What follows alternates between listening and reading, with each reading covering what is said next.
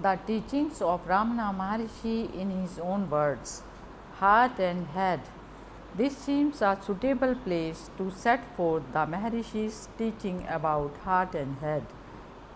He taught that the heart, not the head, is the true seat of consciousness, but by this he did not mean the physical organ at the left side of the chest, but the heart at the right. And by consciousness, he did not mean thought but pure awareness or sense of being. He had found this from his own experience to be the center of spiritual awareness, and then found his experience confirmed in some ancient text. When his devotees were instructed to concentrate on the heart, it was the spiritual heart on the right that was referred to, and they also found it the center of an actual, almost physical vibration of awareness. However, he would also speak of the heart as equivalent to the self and remind them that in truth it is not in the body at all, but is spaceless. Devotee asked, why do you say that the heart is on the right when biologists have found it to be on the left? What authority have you?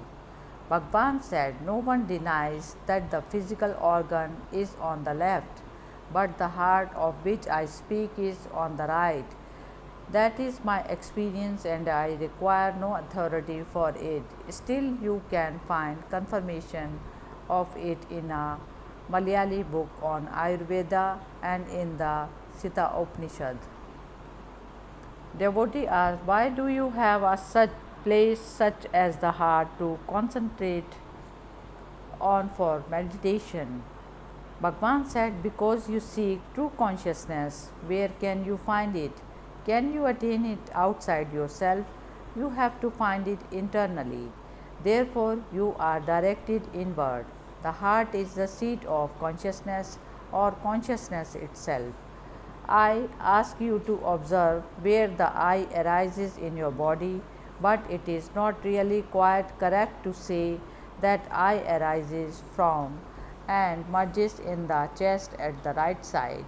The heart is another name for reality, and this is neither inside or nor outside the body. There can be no in or out for it, since it alone is. I do not mean by heart any psychological organ or any plexus or nerves or anything like that.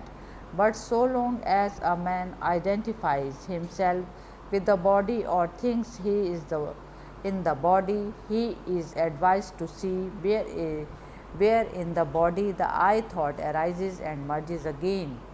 It must be the heart at the right side of the chest, since every man of whatever race and religion and in whatever language he may be speaking points to the right side of the chest to indicate himself when he says I.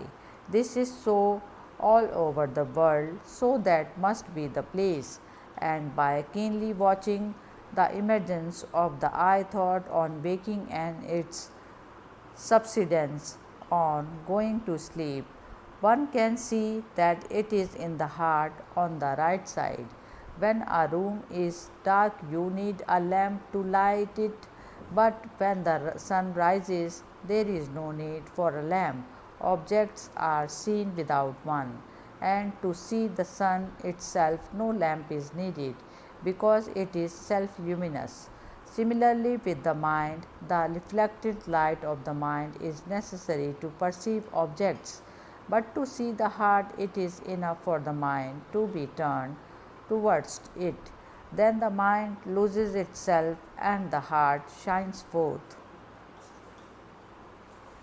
Devotee asked, there are said to be 6 subtle organs of different colors in the chest, of which the spiritual heart is said to be the one situated 2 fingers breadth to the right from the center, but the heart is also said to be formless. Does that mean that we should imagine it to have a form and meditate on this? Bhagwan said, no, only the quest, who am I, is necessary, that which continues to exist throughout. Sleep and waking is the same being in both, but while waking, there is unhappiness, and therefore the effort to remove it. When asked who awakes from sleep, you say, I. Hold fast to this I. If that is done, the eternal being reveals itself. The most important thing is the investigation of the I and not concentration on the heart center. There is no such thing as the inner and the outer. Both words mean the same or nothing at all. Nevertheless, there is also the practice of concentration on the heart center, which is a form of spiritual exercise. Only he who concentrates on the heart can remain aware when the mind ceases to be active and remains still with no thoughts, whereas those who concentrate on any other center cannot retain awareness without thought but only infer that the mind was still after it has become active again. Devotee asked, thought suddenly cease and I rises up equally suddenly and continues. It is only a feeling, not a thought. Can it be right? Bhagwan said, yes, it is quite right. Thoughts have to cease and reason to disappear for the I to rise up and be felt. Feeling is the main thing, not reason. Devotee said, moreover, it is not in the head but at the right side of the chest. Bhagwan said, that is where it should be because the heart is there. Devotee asked, when I look outward, it disappears. What should I do? Bhagwan said, hold fast to it.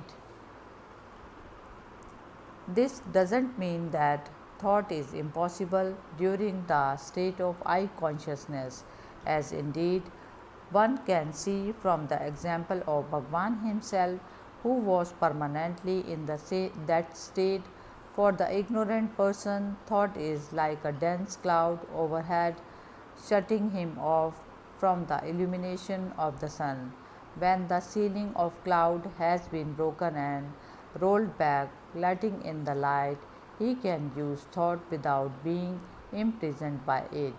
To change the metaphor, Bhagwan sometimes compared the mind of the realized man to the moon in the sky in daytime. It is there, but its light is not needed because one can see without it by the direct light of the sun. Hari Om Tat Sat.